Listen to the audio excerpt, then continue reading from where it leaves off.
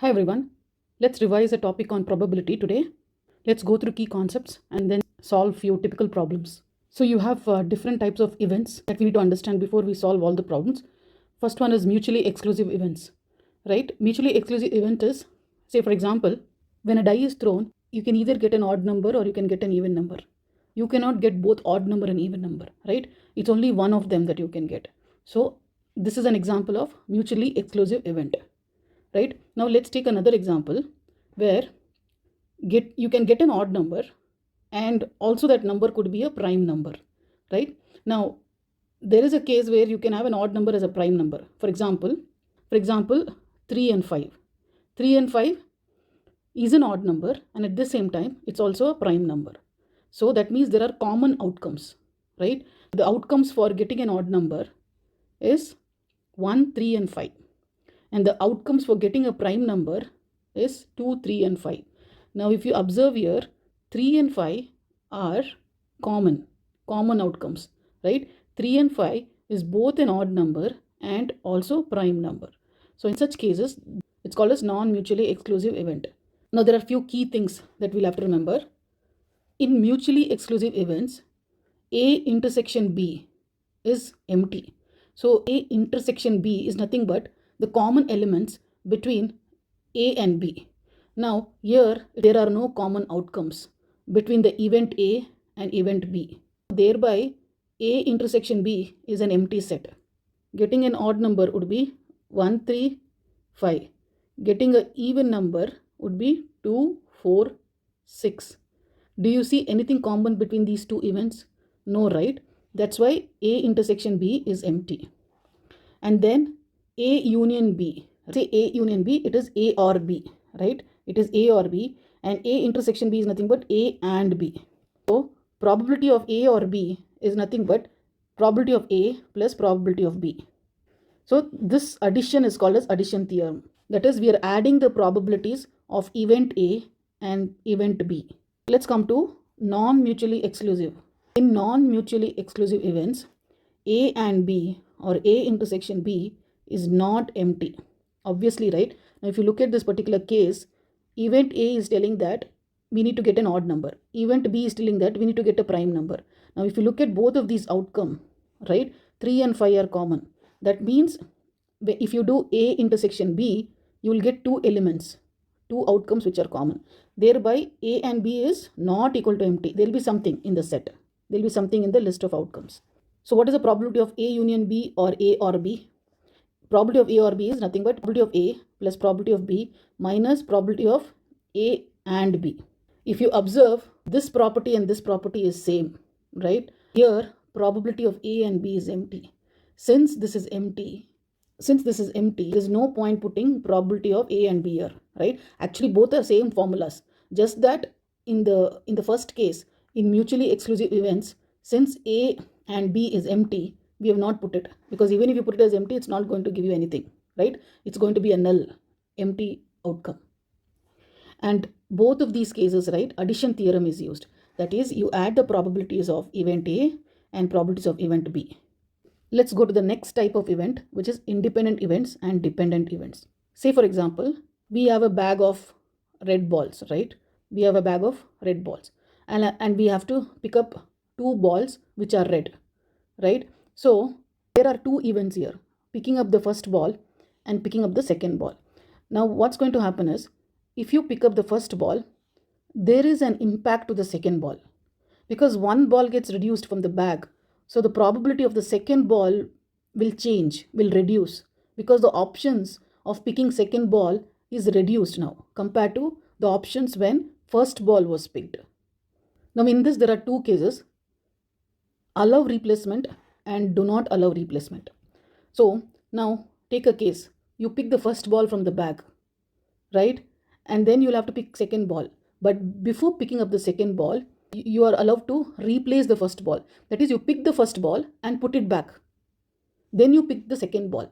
Now, what is going to happen? When you pick the second ball, the number of options or number of balls are going to be the same, because you have replaced, put back the first ball.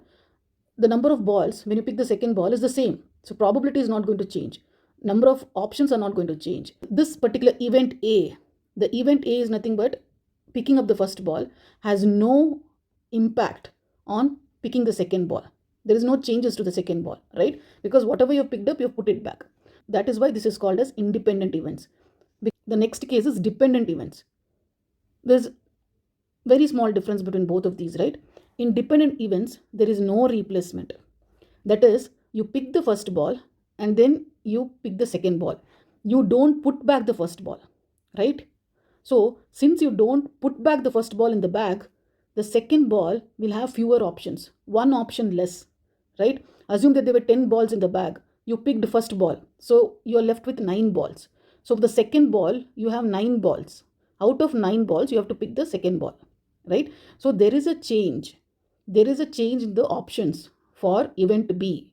The probability of event B is going to be different from probability of event A. So in this case, there is a dependency, right? Whatever you pick as a second ball will be dependent on what was picked in the first ball. And both of these events, we use multiplication theorem. Right? This is similar to permutations and combinations. In permutation combinations also, you had multiplication and addition, right? So it's the same thing like that. Here you have two events, right? And to complete, we have to complete both the events here. Event A and event B has to be completed, right? So this is one task, or this is one event and this is one event. Both the events, when you club, only then the complete task is done. And that is why you would be multiplying it. Even in permutation, we did the same thing.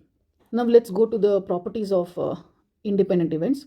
Here probability of A and B, that is probability of first ball and second ball being red, right? You have to pick 2 red balls. So probability of picking 2 red balls is probability of A into probability of B. In the earlier case, in mutually exclusive events, it was addition. It was probability of A plus probability of B. Here it's going to be a multiplication. And in the dependent event case, probability of A and B is probability of A into probability of B. And in both the cases, note that it's multiplication. So there are few keywords that we'll have to remember whenever we get a problem, right? Whenever you have allow replacement in the problem, that means it is independent. Whenever they say there is no replacement or without replacement, then it is dependent, right? Remember these keywords. This is an easy way to identify if it is an independent event or not. And if you know it's independent event, then immediately go for multiplication theorem or apply multiplication on the probabilities of both the events. Now let's see what conditional probability is. Probability of B when A has already happened. Now let's take an example. A dice is thrown, right? And a dice is already thrown and a number is obtained, and that number is an odd number, right? Now we need to find the probability that the number is prime. So basically this event has happened. I have thrown the die. I have also got the result. It is an odd number. Now I need to determine, will that odd number be a prime number? What is the probability that this odd number becomes a prime number? First event has already happened and you are determining the second event's probability. So that's why we're calling it as P of B by A. That is, A event has already happened and we are finding the probability of event B. And the last thing is the probability formula, right? Probability is nothing but number of favorable outcomes by total number of outcomes. And then there is probability of A complement. What is this? This is nothing but 1 minus probability of A. That is, it's something like this. Example, A is odd number. A would be not an odd number. This is called as A complement. A is an odd number. A complement is not an odd number. So this is nothing but 1 minus probability of A. Now let's go through examples. We'll go through examples of mutually exclusive and non-mutually exclusive events. Then we'll continue with dependent and independent events. And then finally, we'll deal with some conditional probability problems. Now the first example is, one card is drawn from a pack of 52 cards. Find the probability that card is either black or jack. Now, first thing we'll have to identify is whether it is mutually exclusive or not. One very quick thing is shortcut. There is no with replacement. There is no without replacement. There are no words called as replacement in this problem, which clearly indicates that it is neither independent nor dependent. It has to be non-mutually exclusive or mutually exclusive. It's one of them. That is one clue, right? That is a shortcut. That's one clue. Now this one is non-mutually exclusive because you can have a black card which is jack, right? That means there is some common card here which is both black and which is jack. That's why it is called as non-mutually exclusive. Now we will first call that getting black card is an event A and getting a jack card is event B. We find the probability individually. Probability of A is, how many black cards do we have? We have 26 black cards out of 52. So 26 out of 52. 52 is the total outcome. Now, what is probability of A or B? When it's written as or here, right? A or B means A union B. So we'll have to find out this. So one thing is clear, that we'll have to use addition theorem because it is a mutually exclusive or non-mutually exclusive event. It's one of these. So in the addition theorem, since this is non-mutually exclusive, that is because the black card can be a jack, right? So there are common elements, right? So that is why you use the addition theorem and you use this minus probability of A and B. Now we'll have to find the probability of A and B. It is going to be 2 because in 26 cards, you have 2 jacks. That's why it is going to be 2 cards, 2 jack cards in the black set. So probability is 2 by 52. Now you substitute everything and you will get probability of A or B, which is probability of getting jack or black card. The next one is card is red. How many red cards do we have? We have 26 red cards. Total outcome is 52. Straightforward. So it's 1 by 2. Card is diamond. Again, we have only 13 cards. So 13 by 52. These are straightforward problems. Let's go to another problem. 2 dice are thrown at once. What is the probability of getting face upwards with sum equal to 4 or 5? Now, sum equal to 4 or 5. You can either have 2 dice are thrown, right? Either the sum could be 4 or sum could be 5. Can you have both? Can I get 1 3 and 1 4 together? Can I get 2 2 and 2 3 together? No, it's not possible. Either it's one of this or one of this. It cannot be both. That is why it is called as mutually exclusive. And if you notice, there is no common element here. There is nothing common, right? So we get the probability of event A, probability of event B. Use the addition theorem. Since it's mutually exclusive, you put this P of A plus P of B. Remember, if it is non-mutually exclusive, you have minus P of A intersection or A and B. Now, even if you find out A and B, by mistake you forget the formula. Say by mistake you get confused. You use this formula, minus P, A and B. By mistake, even if you put this formula, there is no harm. Why? Because what is A and B? There is nothing common. A and B is nothing but you have to find the common elements. Is there anything common? There is nothing common, so it is empty. So probability of empty is 0. So even if I put this formula, this is going to become 0 for me. So there is no value. So even if I put, so there is no harm. Even if you get confused with the formula, still the answer is going to be same. The third problem is, one ticket is drawn at random from a bag containing 20 tickets, numbered 1 to 20. Find the probability that it is a multiple of 2 or 5. Again, 2 or 5. You can either get a 2 or you can get a 5. That we'll have to figure out. Now that means it is either mutually exclusive or non-mutually exclusive. Right? So now we'll have to figure out what it is. We can figure out that only by finding the common elements. So now getting a multiple of 2, what are the outcomes? These are the outcomes, right? Getting the multiple of 2, 10 outcomes are there.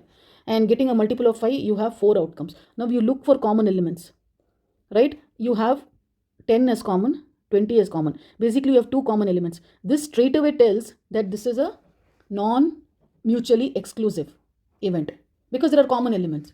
Right? Now we apply the formula, which is nothing but this one. Probability of A plus probability of B minus probability of A and B. Right? There are common elements. Right? So what are the common elements? You have 2 common elements. So probability of A and B is you have 2 common elements and total outcomes is 20. So 2 out of 20 is probability of A and B. Then you can figure out probability of A, probability of B and then calculate this to get A or B. Why it is or? Because in the question they have told or 5. 2 or 5. This indicates you'll have to find probability of A or B, which is nothing but P A of union B. Remember this or. If it was and or both, if you see keywords like both and, then it is P probability of A and B. Remember these few key notations. Let's look at the fourth problem. The probability that a doctor gets a job in army is half and probability that a doctor will not get a job in Navy is 2/5. If the probability of getting at least one job is 3/4, what is the probability that he will get both the jobs? Both the jobs. This is the keyword. Both the jobs means it is A and B, right? This is clear. Now, we'll have to first find the events. E needs to get an army job. This is first event. Second one is E needs to get a Navy job. This is the second event. They've given probability of event A is half. They've given probability that a doctor will not get a job. Will not get a job. So getting a Navy job is event B. Not getting the Navy job is B complement. Right? We put it as P of B dash. And the probability of getting at least one job is 3/4. At least one job means what? At least one job means A or B. Right? At least he can get army job, or he can get Navy job, or he can get both the jobs. So that's why it's an OR condition, which is nothing but union. Right? This is 3/4. Now we can find P by A, P by B. We'll have to figure out this. This is given. Right? Just substitute and you will get the answer. One thing here is you have to find probability of B, but they've given probability of B complement. That is not getting a Navy. So you just have to use this. Probability of B is 1 minus probability of B dash. Just use this. That is 1 minus 2/5 is nothing but 3/5. Use this here and you'll get probability of B. Now let's come to next key topic, which is dependent and independent events. This is a very important topic. At the same time, it's straightforward because there are keywords like without and with, which makes it easier for us, right? We don't have to think much. There is without and with replacement, so we know it's dependent and independent, which clearly tells we have to use multiplication theorem. A box contains 8 white balls and 9 red balls. 2 balls are taken at random from the box. Find the probability that both of them are red. So you have to find the probability that both of them are red, right? Now first case is both the balls are taken together. So you're picking the balls together. Since you're picking both the balls together, it is neither dependent or independent because there's nothing there. You're just picking up both the balls. The probability of one ball and the other ball is not changing. You're picking both the balls at once. So it's just direct probability problem. Number of ways of choosing 2 red balls. So how many red balls do we have? We have 9 red balls. So out of these 9 red balls, you have to choose 2 red balls. So it is 9C2, right? And what is the total outcome? Total outcome is nothing but total number of balls. You have 17 balls and you have to choose 2. So it is 17C2. So you'll have to use directly probability formula. That is favorable outcomes by total outcomes. That's all. Second case is 2 balls are taken one after the other without replacement. Without replacement. That means it is a dependent event because you are picking the first ball, right? And then you are picking the second ball. That means the options for your second ball is reduced because you've already picked first ball. The number of balls left is reduced. So there is a change in probability of the second ball. So that's why it is called as dependent, right? So now in this case, you have to, again, since you know it is without replacement or with replacement, it's multiplication theorem. And you'll have to find probability of A, probability of B, because probability of getting both red is nothing but probability of A and B. That is probability of A into probability of B. So we'll just substitute here and we'll get it. Now we'll go to a case with replacement. Same problem, but with replacement. With replacement, what's going to happen? You pick the first ball and drop it back and then pick the second ball. Since you drop it back, the number of options for the second ball is same. It doesn't matter what has happened to the first event, right? So you pick first ball, the probability is 9. You have 9 balls, 9 red balls, right? Out of 17 balls, right? Total number of balls is 17, out of which 9 are red balls. So probability is 9 by 17. Probability of picking second red ball. Now you have picked one ball, right? And you have put it back. So when you're picking the second ball, still you are left with 9 balls itself and 17 balls in total. So if you look at here, the probability is not changing. Both are same. That is why it is called as independent, right? You multiply this and you're going to get both red. Both red indicates and B, A and B. This is both. So here it is and, right? Because you're taking first ball and then taking the second ball.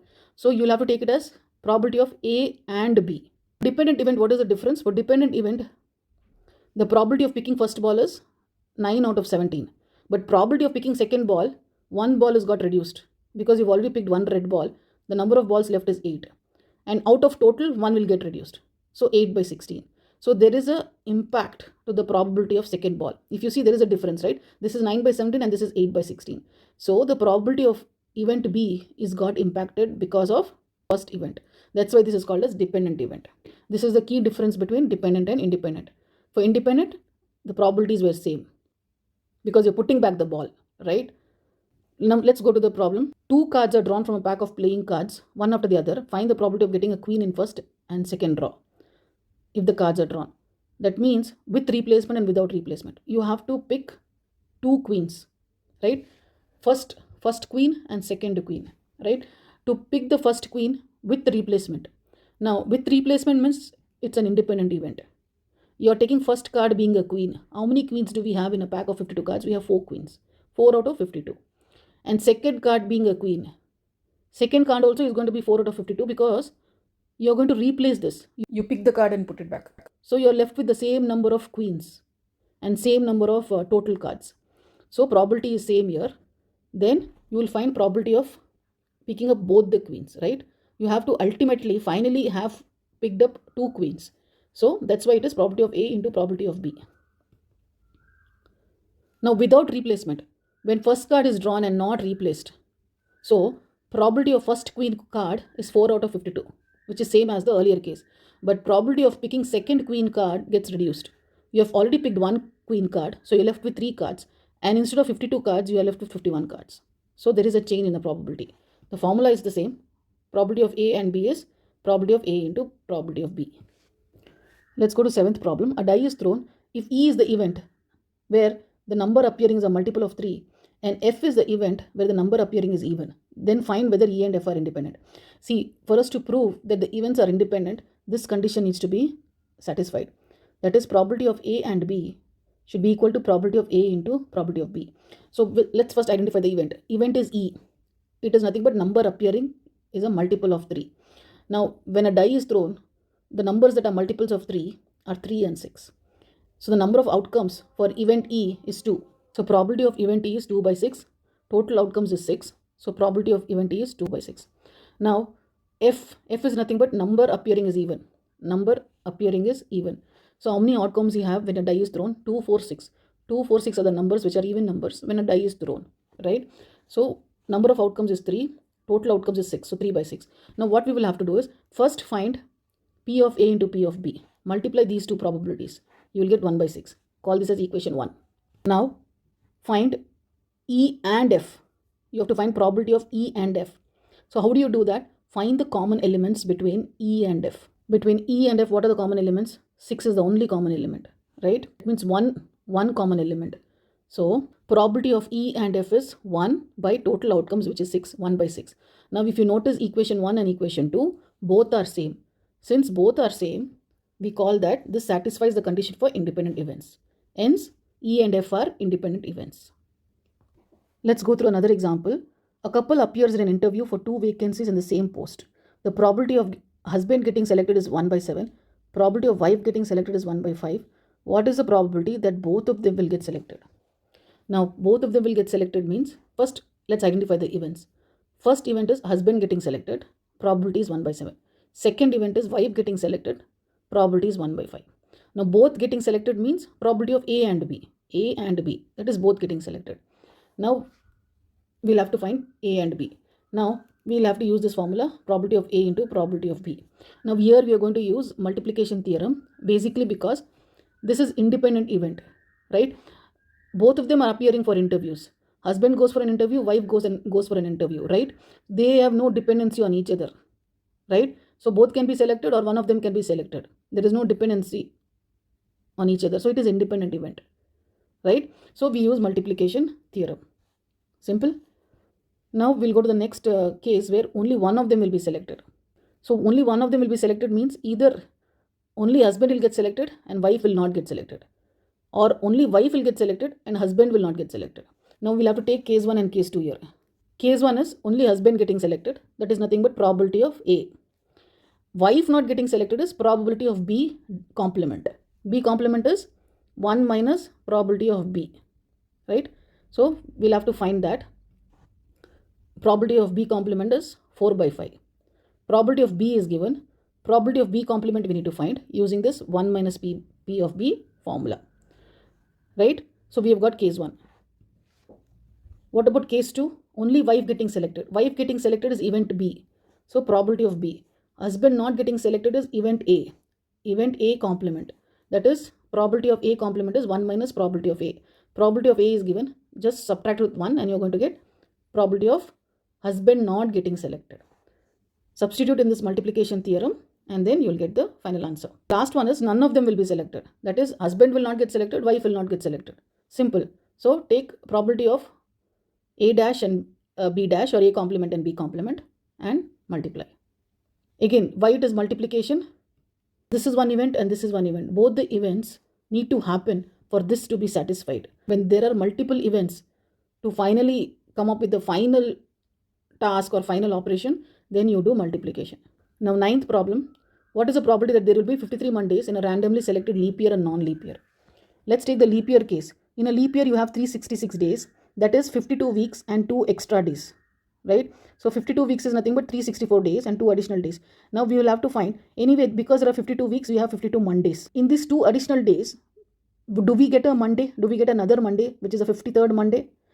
So we'll have to look at the outcomes. So these are the outcomes in those 2 additional days. It can be Monday, Tuesday, Tuesday, Wednesday, Wednesday, Thursday, Thursday, Friday, Friday, Saturday, Saturday, Sunday, and Sunday, Monday. Now if you look at this possibilities, only 2 options have Monday, right? So 2 options, 2 outcomes. So it's going to be 2 out of, what is the total outcome? 7. 2 out of 7 is the possibility or a probability of getting 53rd Monday.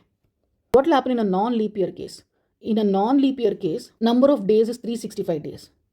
52 weeks is 364 days. 1 additional day is there in a non-leap year. So 1 additional day can be either Monday to Sunday, any one of the days. So number of Monday is just 1. So 1 is the outcome. By total outcome is 7. So 1 by 7 is the probability of getting 53rd Monday, right? Remember the question? We will have to find the probability that there will be 53 Mondays. Let's go to next key concept, that is conditional probability. This states that one event has already happened. Now we have to find the probability of the second event, considering that the first event has happened. Now take this example. A die is thrown twice and sum of the number is observed to be 9. It's already thrown and total is 9. What is the conditional probability that the number 4 has appeared at least once? Now in this total of 9, there should be number 4. So this is a condition. If you look at it, there is a condition here, right? Given this condition, given this event that sum of the numbers is 9, you have to figure out if there is number 4. So first event is, now we will get confused on which should be taken as first event and second event. Very simple. If you see that, you will have to figure out which event has happened already. Which event has happened? Sum of the numbers is observed to be 9. That means this event has happened. It's already done. So event that is already completed, you call it as A, right? And whichever event you have to figure out, they've asked to figure out the probability of number 4. So this is event B. So event A is numbers having a total of 9. Event B is number 4 needs to appear at least once. So this is B, this is A, right? And you'll have to find probability of, conditional probability of B by A. B by A, which is nothing but probability of A and B by probability of A.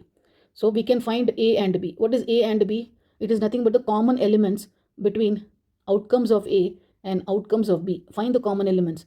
Now if you look at these common elements, see the outcomes for event A, you have 4 outcomes, right? And for event B, you have 12 outcomes. We'll have to list down all of these outcomes because number 4 has to appear. That means you'll have to look at all the combinations where 4 is there. 1, 4, 4, 1, 2, 4, 4, 2, 3, 4, 4, 3. And in the first case, total should be 9. So put down all the combinations where the total is 9. So now you figure out the common elements between this. This common elements is what is A and B. So how many common elements we have? We have 5, 4 and 4, 5. There are 2 common combinations, 2 common outcomes. So it is 2. What is the probability? 2 by total outcomes, which is 36. Total outcome is 36. Now how do we know the total outcomes? We cannot keep writing down the sample space like this. We cannot keep writing down all the combinations, right? It's going to be really difficult. So then we use the combination formula. First dice has 6 numbers and 1 number only. When you throw a dice, you're going to get only 1 number. So 6, 1 number out of 6.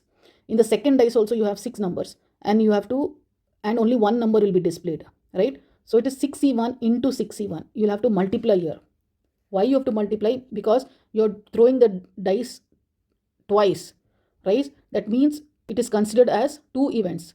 Throwing the dice once and throwing the dice twice are considered as two events, and both the events are required for us to get the probability. That's why you'll have to multiply. So when you multiply, you're going to get the total number of outcomes. Then we'll take the conditional probability of B by A, right? So we have got this A and B, and we have probability of A here, right? Probability of A is number of outcomes of A by total outcomes, which is 36, which is 4 by 36. 4 by 36 is probability of A, right? We substitute and we are going to get the conditional probability. Let's take another case. A die is rolled.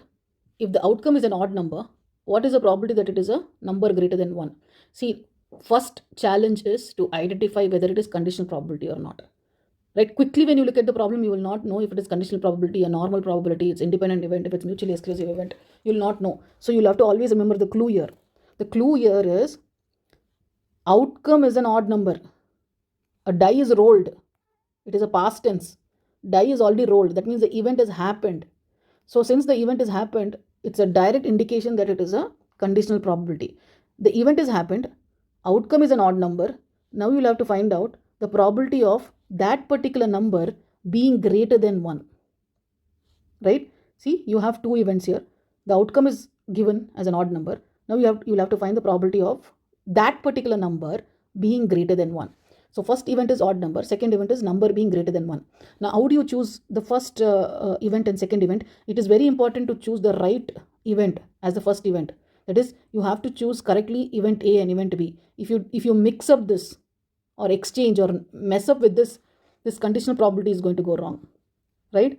Because conditional probability is nothing but P of B by A. So if you mix up this B and A, right, this value is going to go for a toss.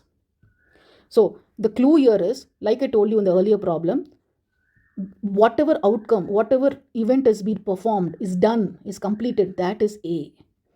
And whatever they've asked to find, what is the probability? This question itself is event B.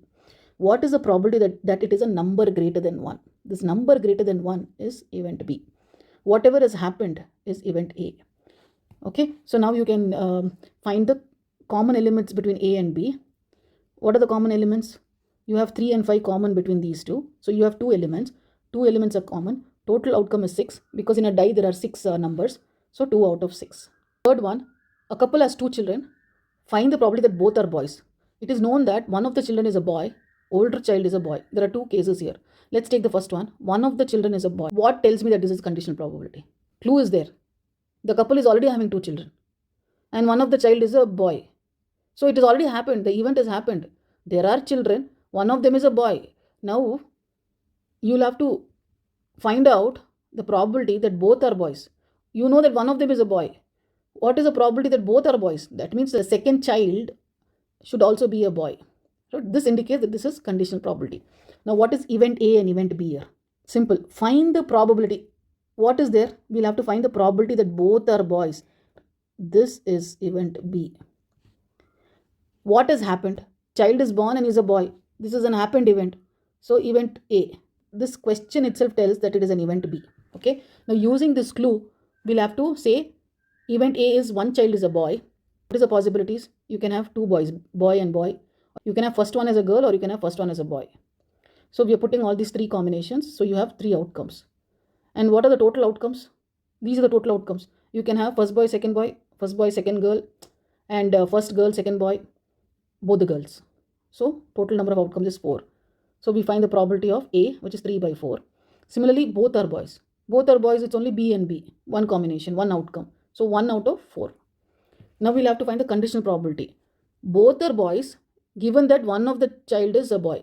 This is the condition. That is probability of A and B by probability of A.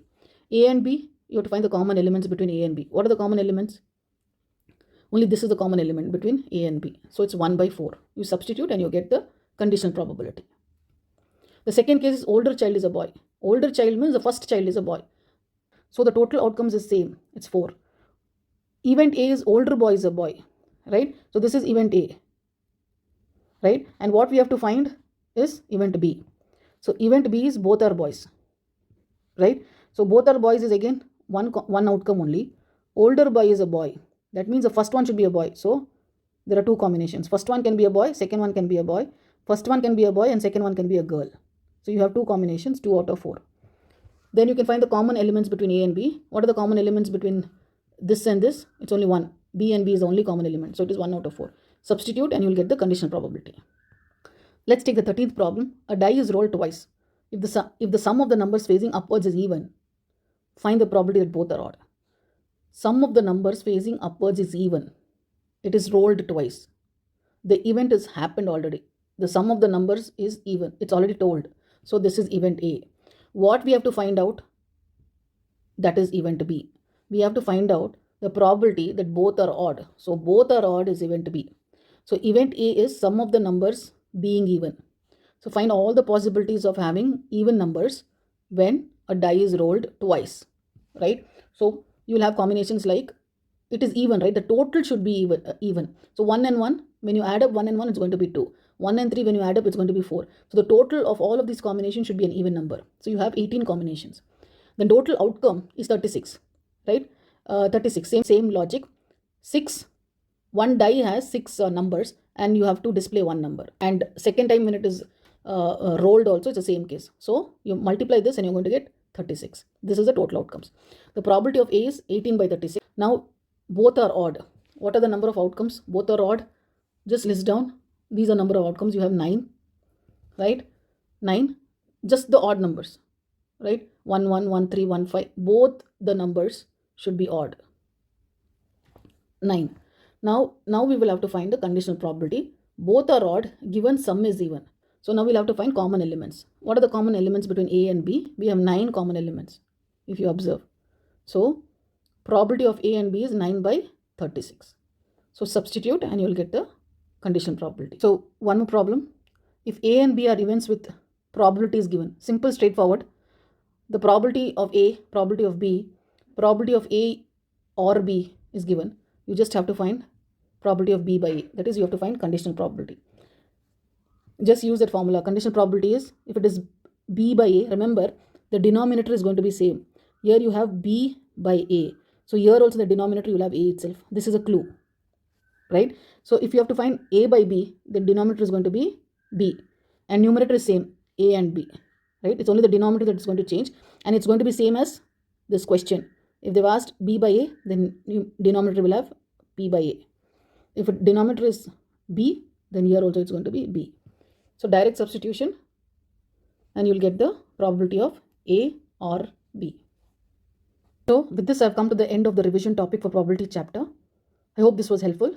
Thanks for watching.